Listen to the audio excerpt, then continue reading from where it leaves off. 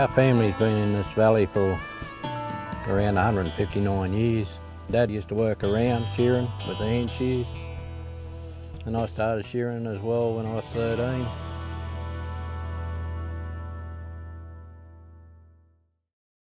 This spot here is known as Hickman's Hut. It was shown to me by my father and grandfather. This is where she escaped from the police. She supposedly was going to the toilet, and she just walked past the toilet and kept going. This here was built out of stone and mud. Oh, I'd say about 10 by 14 or something, 10 by 14 foot. Looks like a bit of fireplace at that end there, and doorway would have come in there.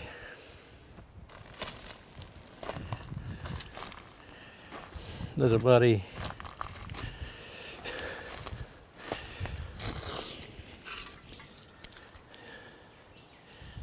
probably an old saucepan or something.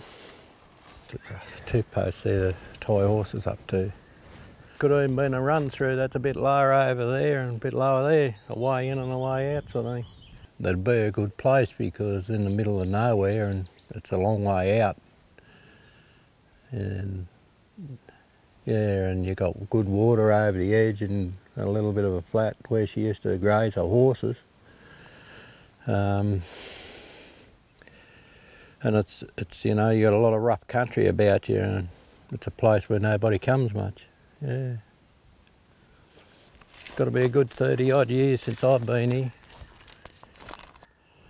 So it's pretty well hidden, and you sort of got a little canyon down in here.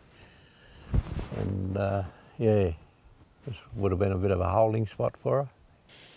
I think it was, she treated this as nearly a second place to her, the work she had up at Nulla Mountain up there. She camped here probably as much as she did up there, and in the cave up there. Yeah. Well, Bremer Morrison from Nulla Mountain up there was a good old timer. He was a friend of the families, Dad and them, and Granddad. Whatever Bremer would tell you, it'd be pretty spot on, and he'd know all about the Nulla Mountain area and everything up that way. Probably not so much down here. She would have known how to look after, so it would have been a lot colder up in that Nulla Mountain country in the caves. Yeah. This might have been a sea change for her to come down here in colder weather, because the snow's up there. Yeah. Up in there behind Bremer Morrison, there's behind his place in Youthamara, there's a place, a big rock with a stone on it, and there's a little track goes down this mountain, winds down there, it's all covered over with scrub. And I found it there by catching dogs one time, and I wonder what this rock was, and it was an indication where to go down into this valley, and it was a long way down, Whether that was a track or not, because you end up in the creek and it runs all the way through. Yeah. Down this way is where she had the corral. There's a big old dead apple gum here. This is where she had the corral here from memory, and yeah, tough horses. Yeah, tough horses, which they were, them days. Yeah, not show ponies, that's for sure. Not what she would have been riding before. Yeah. Cover this sort of country, you'd have to have tough horses. Would have been moving around, especially when she started rustling and that. She would have kept on the move in case she got caught, I'd say. Yeah, wouldn't be in one spot too long in case she got spotted. Oh, I think she talked to a few locals. She talked to a few locals and probably done odd jobs for them as well. There's wildlife to be got, which they practically lived on. Yeah. A bit of steak goes a long way too, doesn't it? I think she picked the people where she took them from. I don't know, she didn't pick on everyone.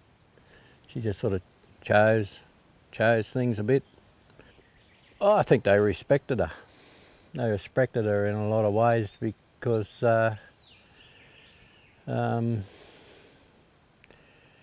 she could do just about anything. She's believed to be one of the best horse person you'd ever come across. A lot better than a lot of men, that's for sure.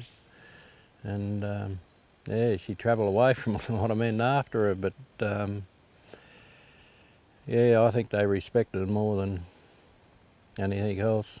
How many women would cut a life like that and be able to survive and do what she did? It's, you know, they got to bloody look up to her and not look down on her. You try and find some people who push some cattle through this country now. You know, now with all them mod cons. Yeah. She did well. From what I know, she'd go and she'd move them a lot of the night too. You know, it wasn't all daytime.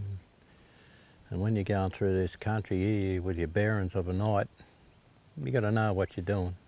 Yeah, and well, look after your cattle, keep them moving. But I guess she thought about things a lot before she done it. She would have had to. Yeah. Because it's a fair way from either Nulla Mountain, then from there down into the Hunter. It's a long way, yeah. Yeah, she would have them trained before she got there, that's for sure. Stock will travel a valley more so, or a creek than what they will a hill.